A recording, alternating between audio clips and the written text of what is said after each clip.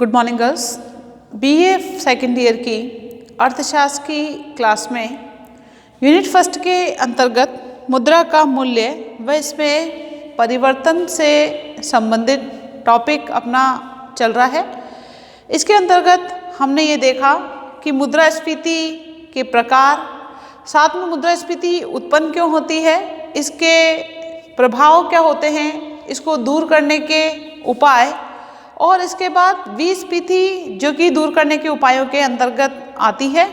और बाद में हमने अविस्फीति किसे कहते हैं, अविस्फीति क्यों उत्पन्न होती है, यानी इसके कारणों की चर्चा करते हुए अविस्फीति के अर्थव्यवस्था पर क्या प्रभाव पड़ते हैं, उनको साथ में दूर करने के उपायों के अंतर्गत, या अविस्फीति को दूर करने के जो उपाय हैं वो संस्फीति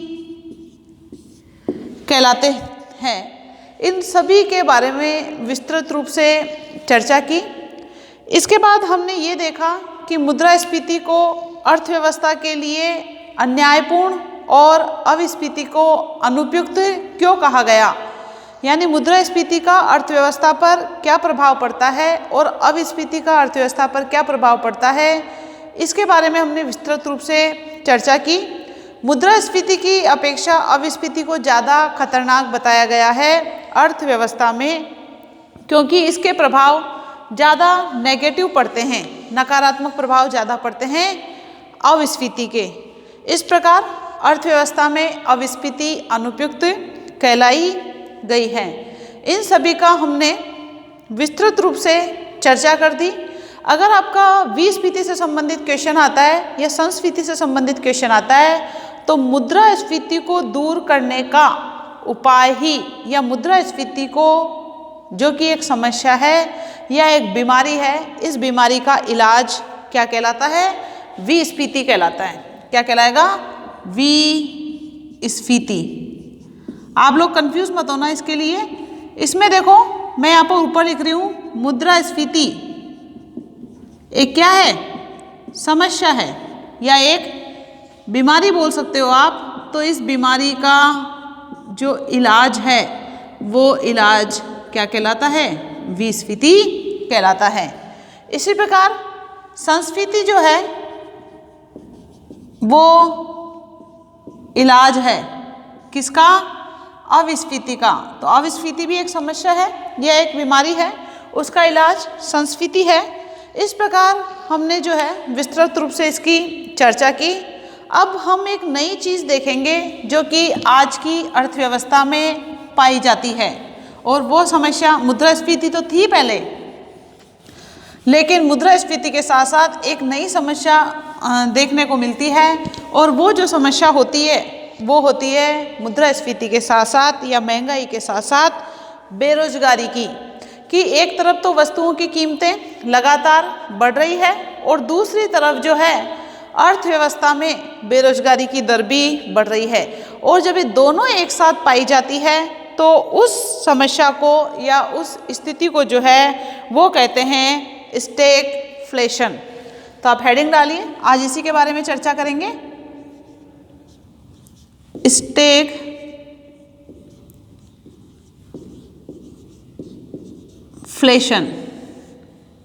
एग्जाम में आता है कई बार क्वेश्चन कि स्टैगफ्लेशन क्या है या स्टैगफ्लेशन से आप क्या समझते हैं। तो स्टैगफ्लेशन में महंगाई व मंदी, मतलब बेरोजगारी जिसको कहेंगे, तो महंगाई व मंदी दोनों के लक्षण एक साथ देखने को मिलते हैं। लिखिए इसमें, स्टैगफ्लेशन में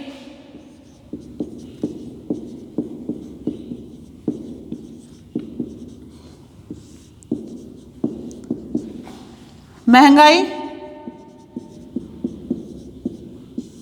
व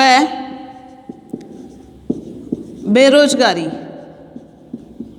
महंगाई व बेरोजगारी के लक्षण एक साथ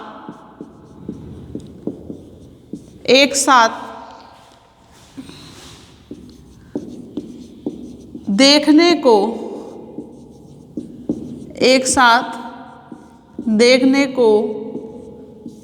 मिलते हैं।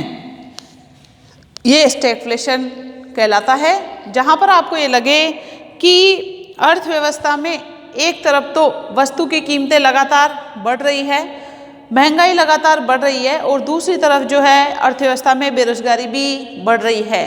कहने का मतलब जो वस्तु का उत्पादन किया जा रहा है वो वस्तु का उत्पादन श्रमिकों की अपेक्षा मशीनों से या जो है मशीनों से और टेक्नोलॉजी से उत्पादन हो रहा है। फलस्वरूप श्रमिक की जगह अब स्थान किसने ले लिया है? श्रमिक की जगह अब स्थान ले लिया है मशीनों ने, टेक्नोलॉजी ने। यह स्थिति पिछले वर्षों में विशेषतया जो है विकसित औद्योगिक देशों में पाई गई है। विकसित औद्योगिक देश जो कि वहाँ पर पूंजी की कमी नहीं होती है, वहाँ पर जनसंख्या कम मात्रा में पाई जाती है, वो देश विकास करने के लिए ज़्यादा से ज़्यादा टेक्नोलॉजी का यूज़ करते हैं, ज़्यादा से ज़्यादा मशीनों पर विश्वास करते हैं। इस स्थिति में अगर वो अधिकतर जो है ज़्यादा मशीनों का यूज़ करेंगे, ज़्यादा टेक्नोलॉजी का यूज़ करेंगे, तो वहाँ पर जितने भी व्यक्ति हैं, हालांकि कम होंगे, फिर भी वो व्यक्ति जो है बेरोजगार पाए जाते हैं, क्योंकि उनकी जगह अब किसने स्थान ले लिया है? मशीनों ने स्थान ले लिया है। डॉनबुश है, फिशर है, स्टॉडर्ज के अनुसार स्टैगफ्लेशन शब्द ऊंची बेरोजगारी, जो डॉनबुश, फिशर और स्टॉडर्ज जो अर्थशास्त्री हैं उनके अनुसार, फिशर, स्टॉडर्ज और डॉनबुश,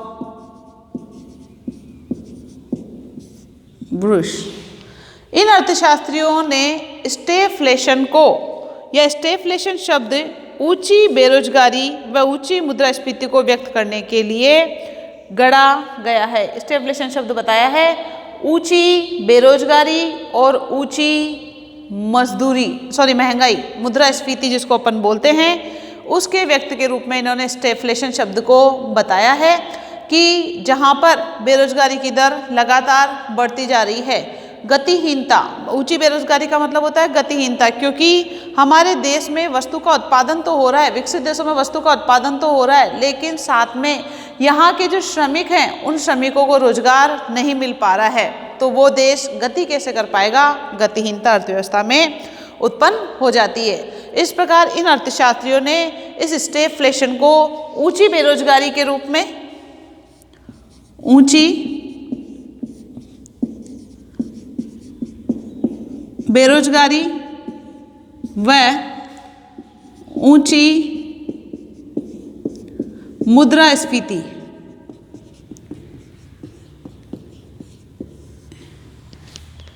स्टैगफ्लेशन शब्द के लिए जो है बताया है। रिचार्ड जी लिप्से व क्रिस्टल है, इन्होंने भी इसी प्रकार की परिभाषा दी है कि कीमतों में वृद्धि होती है। स्टैगफ्लेशन में दो लक्षण दिखाई देते हैं कि कीमतों में तो क्या हो रही है? वृद्धि हो रही है, और कीमतों में वृद्धि ही महंगाई कहलाती है, मुद्रास्फीति कहलाती है। और दूसरी बात इन्होंने ये बताई है कि उत्पत्ति की मात्रा या तो घटती है अथवा बढ़ती नहीं है। दूसरे शब्दों में हम ये कह सकते हैं कि बेरोजगारी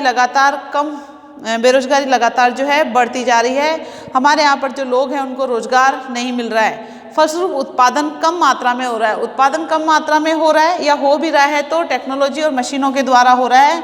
यहाँ पर हम ऊंची बेरोजगारी के अंतर्गत यही लगाएंगे कि जो व्यक्ति हैं उन व्यक्तियों को रोजगार प्राप्त नहीं हो रहा है, और रोजगार प्राप्त नहीं हो रहा है और साथ में जो उत्पादन किया जा रहा है वो उत्पादन भी, या उत्पादन की जो गति है वो कैसी है? धीमी है, या उत्पादन बढ़ नहीं रहा है। जब उत्पादन नहीं बढ़ेगा तो अधिक मुद्रा कम माल का पीछा करती है, फलस्वरूप मुद्रास्फीति और ज़्यादा हो जाती है। इस प्रकार जो है इसमें इन्होंने ये बताया है कि उत्पादन या तो गिरता है या वो स्थिर बना रहता है, बढ़ता नहीं है बेरोजगारी के बढ़ने के कारण। इसलिए किसी देश में कीमतों में बढ़ने की प्रवृत्ति हो जाती है और उत्पादन में शिथिलता यानी रिसेशन की दवा या रिसेशन की दशा देखी जाती है, तब आप समझ लीजिए वहाँ पर स्टैगफ्लेशन की समस्या बन गई है या स्टैगफ्लेशन की स्थिति वो जगह कहलाती है। इस प्रकार स्टैगफ्लेशन में आपको सिर्फ इतना ही ध्यान रखना है कि महंगाई बढ़ रही है और बेरोजगारी भी बढ़ रही है, और बेरोजगारी में अगर जो है पूंजी का भी अभाव रहता है तो उत्पादन होएगा कैसे? श्रमिकों को रोजगार नहीं मिल रहा है, श्रमिकों को रोजगार नहीं मिल रहा है तो आय प्राप्त नहीं हो रही है, आय प्राप्त नहीं होगी तो उत्पादन तो बढ़ना ही नहीं है, आय भी प्राप्त नहीं होगी तो और ज़्यादा अर्थव्यवस्था में बेरोजगारी छा जाएगी। इस प्रकार ये जो है स्टैगफ्लेशन की समस्या थी। आपको सिर्फ इतना ही ध्यान रखना है, बड़ा क्वेश्चन तो इसमें आएगा नहीं, छोटा क्वेश्चन आएगा कि स्टैगफ्लेशन से आप क्या समझते हैं या स्टैगफ्लेशन किसे कहते हैं। तो आपको यही लिखना है, स्टैगफ्लेशन में महंगाई व बेरोजगारी के लक्षण एक साथ देखने को मिलते हैं। अब ये जो समस्या है ये भी एक समस्या ही है, वर्तमान में यही समस्या देखने को मिल रही है। इसके दूर करने के उपायों की अगर अपन बात करते हैं तो इसके दूर करने के उपाय की चर्चा करेंगे। तो आप हेडिंग डालिए स्टैगफ्लेशंस के दूर करने के उपाय।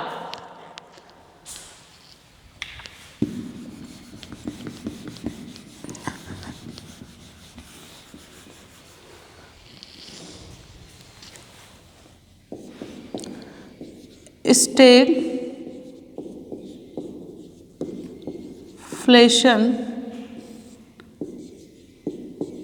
को दूर करने के उपाय।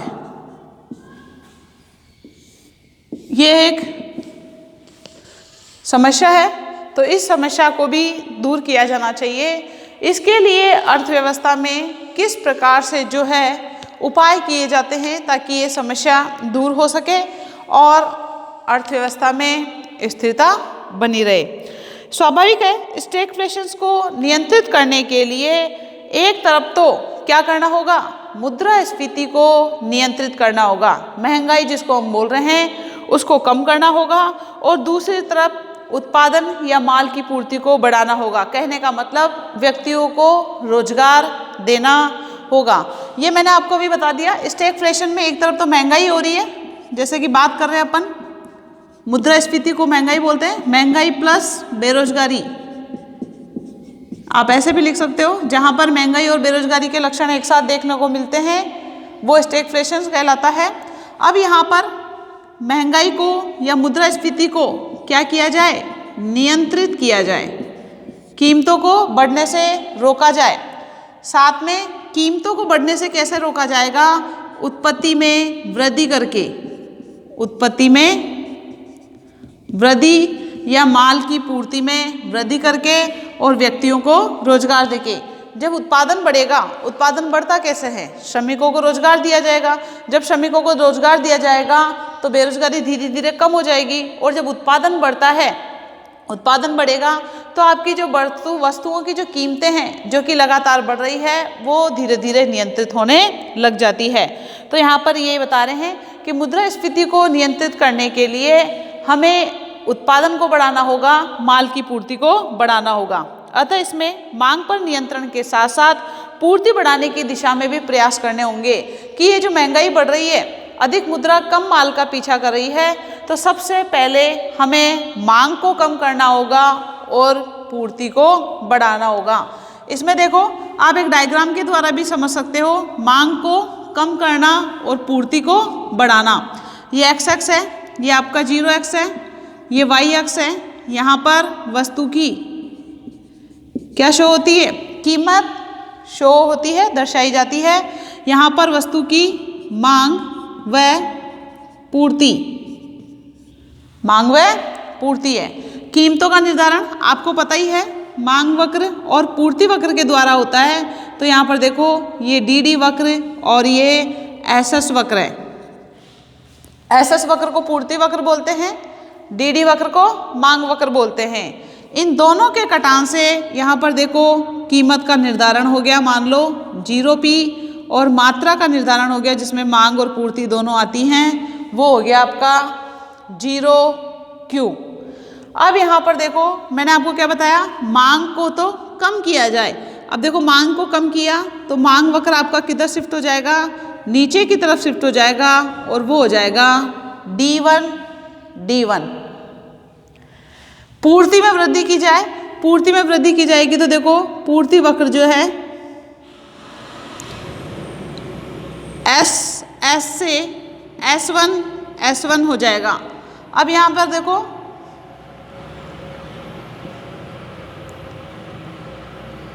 मांग में कमी की गई और पूर्ति में वृद्धि की गई, तो D1 वक्र S1 वक्र को कहाँ पर काट रहा है? ये इसको यहाँ पर काट रहा है E1 बिंदु पर। कहाँ पर काट रहा है? E1 बिंदु पर।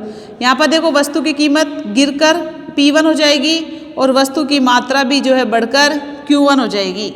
इस प्रकार ये जो बढ़ती कीमतें हैं, इन बढ़ती हुई कीमतों को कम किया जा सकता है मांग की मात्रा को कम करके और पूर्ति की मात्रा को बढ़ाकर। ये आपको मैंने चित्र के द्वारा बताया है। इस चित्र से आप लगा सकते हो अनुमान कि हाँ, वास्तव में मांग की मात्रा को कम करके और पूर्ति की मात्रा को बढ़ाकर जो है बढ़ती हुई कीमतों को रोका जा सकता है। इस प्रकार स्टैगफ्लेशन की जो समस्या है उसको हल करने के लिए समग्र मांग को नियंत्रित करने के साथ साथ उत्पत्ति में वृद्धि अर्थात पूर्ति में वृद्धि करने के प्रयास भी करने होंगे, तभी ये जो हमारी बढ़ती हुई कीमतों की जो समस्या है उसको नियंत्रित किया जा सकता है। और जब उत्पत्ति में वृद्धि होगी तो उत्पत्ति में वृद्धि श्रमिकों को रोजगार देकर की जाएगी। इस प्रकार उत्पत्ति भी बढ़ेगी, लोगों को आय भी प्राप्त होगी और जो व्यक्ति बेरोजगार है उनको रोजगार प्राप्त हो जाता है। इसलिए आजकल जो है पूर्ति पक्ष के अर्थशास्त्र का महत्व बढ़ गया है कि पूर्ति के द्वारा भी कोई भी समस्या जो होती है उसको हल करने में मदद मिल सकती है। इसके अंतर्गत समग्र पूर्ति वक्र को अल्पकाल व दीर्घकाल में बढ़ाने का प्रयास किया जाता है कि ज़्यादा से ज़्यादा मात्रा में प्रोडक्शन को बढ़ाया जाए, उत्पादन को बढ़ाया जाए अल्पकाल व दीर्घकाल में। अल्पकाल कम समय, दीर्घकाल लंबा समय। आप छोटे छोटे कम समय के लिए छोटी छोटी सप्लाई यानी छोटी छोटी मात्रा को बढ़ाओगे तो वो अल्पकाल जुड़ते जुड़ते ही तो दीर्घकाल में परिवर्तित होता है। इस प्रकार जो है हम समग्र पूर्ति को बढ़ाकर इस समस्या को दूर कर सकते हैं। समग्र पूर्ति जो कि AS से डिनोट की जाती है, समग्र मांग AD से डिनोट होती है। इस प्रकार जो है पूर्ति को बढ़ाकर किया जा सकता है। इसके अलावा कई और भी प्रयास हैं जिसके द्वारा इस समस्या को दूर किया जा सकता है। इसके लिए वैयक्तिक आयकर कम किए जाते हैं। आयकर जो इनकम टैक्स होता है उसको कम करने की कोशिश की जाती है, साथ में कई प्रकार की छूट दी जाती है। इसका सीधा सीधा जो संबंध होता है वो होता है व्यक्ति की खर्च योग्य आय को बढ़ाना। व्यक्ति की खर्च योग्य आय बढ़ेगी और उत्पादन आपका बढ़ रहा है तो उपभोग क्या होगा? उपभोग बढ़ेगा और उपभोग बढ़ेगा तो वस्तु की मांग बढ़ेगी और वस्तु की मांग पूर्ति बढ़ने के साथ साथ अगर वस्तु की मांग बढ़ रही है तो अर्थव्यवस्था में जो बेरोजगारी की समस्या होती है उस बेरोजगारी की समस्या को कंट्रोल में किया जा सकता है और जब उत्पादन बढ़ेगा तो मुद्रास्फीति की समस्या भी दूर हो जाएगी। इसके साथ साथ उत्पादकों को भी कई प्रकार की रियायतें दी जाती है। जो वस्तु का उत्पादन करते हैं, जो विक्रेता होते हैं या जो पूंजीपति व्यापारी होते हैं उनको भी कई प्रकार की छूट दी जाती है, जैसे कि ब्याज की दर को घटाना। क्या क्या आएगा इसमें? ब्याज की दर को घटाना। अगर ब्याज की दर को कम कर दिया जाए तो जो व्यापारी होते हैं या जो व्यवसायी होते हैं वो ब्याज पर पैसा ना देकर ज़्यादा से ज़्यादा निवेश करने को प्रोत्साहित होते हैं, क्योंकि ब्याज की जो दर है वो काफ़ी कम है। तो व्यापारी ये सोचते हैं कि इससे तो अच्छा मैं पैसा बिजनेस में ही लगा दूँ, इससे तो कुछ भी ब्याज प्राप्त नहीं हो रहा है। तो ब्याज की दर को कम करके व्यापारियों को प्रोत्साहित किया जाता है। इसके बाद करों में रियायत देना। परोक्ष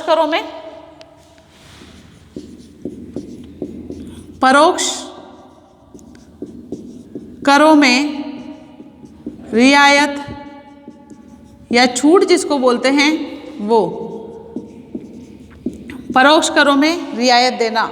जो अप्रत्यक्ष कर होते हैं उन अप्रत्यक्ष करों की मात्रा में कमी की जाती है। वो कमी इसलिए की जाती है ताकि जो वस्तु की कीमतें हैं वो ज़्यादा ना बढ़े और जब वस्तु की कीमतें ज़्यादा बढ़ेगी तो माल की मात्रा कम हो जाती है। इसके बाद बात करते हैं सब्सिडी देना, इंफ्रास्ट्रक्चर जिसमें बिजली, परिवहन और भी संचार वगैरह हैं, इन सभी आदि की सुविधाओं का पर्याप्त विकास करना, ये भी इसके अंतर्गत आता है।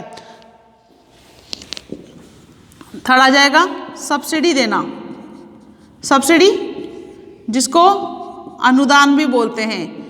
सरकार के द्वारा सब्सिडी या अनुदान दी जाती है वस्तु की लागत को कम करने के लिए, क्योंकि वस्तु की लागत कम होगी तो वस्तु की कीमत कम होगी, और वस्तु की कीमत कम होगी तो वस्तु की मांग ज़्यादा होती है। आधारभूत सुविधाएं, आधारभूत सुविधाओं में पर्याप्त विस्तार। कोई भी जो व्यापारी होगा, कोई भी जो उत्पादक होगा, वो वहीं पर बिजनेस करना चाहेगा या वहीं क्षेत्र में जो है अपने व्यापार को बढ़ाएगा जहाँ पर सड़कों की, बिजली की, पानी की और भी बहुत सारी सुविधाएं पर्याप्त मात्रा में होगी। इस प्रकार जो है सरकार आधारभूत सुविधाओं का विकास करके भी व्यापार को या जो है बिजनेस को बढ़ाने में प्रोत्साहन दे सकती है। आर्थिक क्षेत्र में उदारीकरण की नीति अपनाना आदि। आर्थिक क्षेत्र में उदारीकरण की नीति अपनाना आदि, ये भी ऐसे प्रयास हैं जिनसे हम ये जो महंगाई है और बेरोजगारी उसकी समस्या को दूर किया जा सकता है। आर्थिक क्षेत्र में उदारीकरण की नीति अपनाना कहने का मतलब, हम जो भी व्यापार कर रहे हैं दूसरे देशों के साथ, जितना भी व्यापार हो रहा है, चाहे वो आपका सेवाओं के रूप में हो, चाहे वो आपका वस्तुओं के रूप में हो, चाहे वो आपका मशीनों के रूप में हो, तो वहाँ पर जो शर्तें होती है वो उदार यानी आसान होनी चाहिए, ताकि हमें दूसरे देश के साथ व्यापार करने में ज़्यादा समस्याएं उत्पन्न ना हो। इस प्रकार जो है टेक्नोलॉजी का निवेश करके, पूंजी का निवेश करके या विदेशी लोगों को हमारे यहाँ पर आकर्षित करना निवेश के लिए, इस प्रकार से जो है हमारे देश की अर्थव्यवस्था का विकास किया जा सकता है और भारत में मुद्रास्फीति को रोका जा सकता है, और साथ में मुद्रा की पूर्ति को नियंत्रित करने के साथ साथ बेरोजगारी की दर को कम करके भी इस समस्या को दूर किया जा सकता है, ताकि हमारे देश के विकास की दर कैसी हो सके, ऊंची हो सके। इस प्रकार स्टैगफ्लेशन की जो समस्या है उस समस्या का समाधान इस प्रकार से किया जा सकता है, जिसमें आपको मैंने मुद्रा की पूर्ति को यानी महंगाई को बढ़ने से रोकने के लिए मुद्रा की पूर्ति को तो नियंत्रित करना ही है, साथ में जो है उत्पादन की पूर्ति को बढ़ाकर वस्तु की मांग को कम करके कीमतों को नियंत्रित करके भी रोका जा सकता है। इन सब के अलावा जो है ऐसे बहुत सारे प्रयास हैं जिनके द्वारा भी अर्थव्यवस्था में उत्पादन को बढ़ाने का प्रोत्साहन दिया जा सकता है, जिसके अंतर्गत आपका बेरोजगारी की दर को घटाना है, ब्याज की दर को घटाना है। ब्याज की दर अगर घटेगी तो व्यापारी जो है निवेश करने के लिए प्रोत्साहित होंगे। परोक्ष करों में रियायत देना है। परोक्ष कर जो कि अप्रत्यक्ष कर होता है, इसमें उत्पादन शुल्क आ गया। क्या आता है? उत्पादन शुल्क जो कर होता है, बिक्री कर आ गया।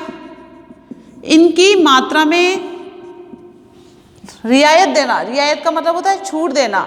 अगर इनको कम मात्रा में लगाया जाएगा तो वस्तु की लागत कम होगी, और लागत कम होगी तो वस्तु की कीमत भी कम होगी, और जब वस्तु की कीमत कम होगी तो उस माल की जो वस्तु की मांग है वो बढ़ेगी। मांग बढ़ेगी तो व्यापारियों जो व्यक्ति हैं उनके लिए रोजगार की संभावनाएं बढ़ती है, और जब रोजगार की संभावनाएं बढ़ेगी तो उत्पादन बढ़ेगा और आय बढ़ेगी। सब्सिडी व अनुदान, सरकार के द्वारा सब्सिडी और अनुदान देकर व्यापारियों को प्रोत्साहन देने के लिए ये विधि भी अपनाई जाती है। नेक्स्ट था आपका आधारभूत सुविधाओं में पर्याप्त विस्तार। जो आधारभूत सुविधाएं हैं, आधारभूत सुविधाओं में आपको पता होना चाहिए क्या क्या चीज़ें आती है? इसके अंतर्गत आपकी परिवहन, बिजली, सड़कें, पानी की पर्याप्त, पर्याप्त का मतलब सुविधाएं, पर्याप्त का मतलब होता है ज़्यादा मात्रा में, पर्याप्त सुविधाएं। इस प्रकार इन चीज़ों का विस्तार करके, इन चीज़ों की पर्याप्त मात्रा में सुविधाएं अवेलेबल करा के वो जो है विकास की दर को ऊंचा कर सकती है, उत्पादन को बढ़ा सकती है, व्यापारियों को प्रोत्साहन दे सकती है। आर्थिक क्षेत्र में उदारीकरण की नीति अपनाना आदि। आर्थिक क्षेत्र में उदारीकरण, क्योंकि अगर हम यहाँ पर कठोर शर्तों को अपनाते हैं, सख्त हो जाते हैं, तो हमारा व्यापार जो है दूसरे देशों के साथ अच्छा नहीं हो पाएगा, और जब हमारे आर्थिक संबंध अच्छे नहीं होंगे तो हमारे सामाजिक संबंध, राजनीतिक संबंध भी अच्छे नहीं हो पाएंगे। इस प्रकार ये सारी चीज़ें करके स्टैगफ्लेशन की समस्या को दूर किया जा सकता है। ये आज आपका टॉपिक खत्म हुआ, इसको आप स्क्रीनशॉट ले लीजिए। इसके बाद इसके क्वेश्चंस की बात करते हैं, तो क्वेश्चंस में मैं आपको बता देती हूँ, वो आप लिख लीजिए।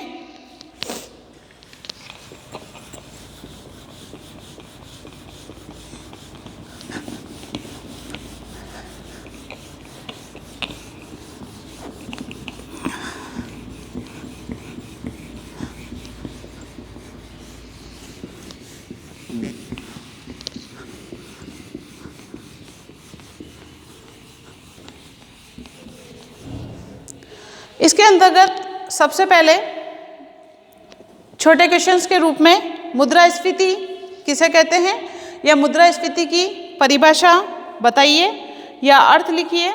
दूसरा क्वेश्चन आ सकता है आपके, मुद्रास्फीति को नियंत्रित करने के लिए मौद्रिक, राजकोषीय व भौतिक उपाय बताइए, और सबसे ज़्यादा उपाय कौन से कारगर सिद्ध होते हैं।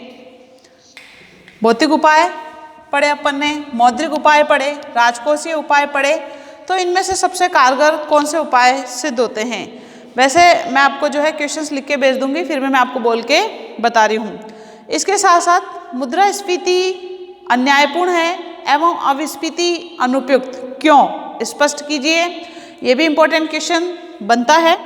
इसके बाद फिलिप्स वक्र जो मैंने आपको बताया, वो मुद्रास्फीति मूलतः एक मौद्रिक तथ्य है, ये कथन किसका है, ये क्वेश्चन इंपॉर्टेंट है। मुद्रास्फीति, विस्फीति व संस्फीति, अविस्फीति, ये आपके छोटे छोटे क्वेश्चन बन के आ सकते हैं, जिसमें मैंने आपको मुद्रास्फीति के बारे में बताया, अविस्फीति के बारे में बताया, संस्फीति के बारे में बताया, विस्फीति के बारे में बताया, तो ये भी क्वेश्चन बनता है। इसके बाद बात करते हैं मुद्रास्फीति के जो प्रकार हैं, जिसमें मैंने आपको तीव्रता के आधार पर तेज रफ्तार वाली मुद्रास्फीति, अत्यधिक तेज रफ्तार वाली मुद्रास्फीति, साधारण मुद्रास्फीति, ये तीव्रता के आधार पर थी। ढांचागत के अंतर्गत अपन ने देखा, वो कारणों के आधार पर हमने लागतजन्य मुद्रास्फीति, मांगजन्य मुद्रास्फीति देखी, ढांचागत मुद्रास्फीति देखी। ये भी आपके क्वेश्चंस मुद्रास्फीति के प्रकार के से संबंधित आ सकता है। और अभी जो अपन ने पढ़ा है जो कि स्टैगफ्लेशन है, ये क्या है, ये सारे क्वेश्चन इसके एग्जाम में बनते हैं। इन सभी क्वेश्चनों को आप तैयार करिए। आज इतना ही, नेक्स्ट क्लास में हम नया चैप्टर पढ़ेंगे। Thank you.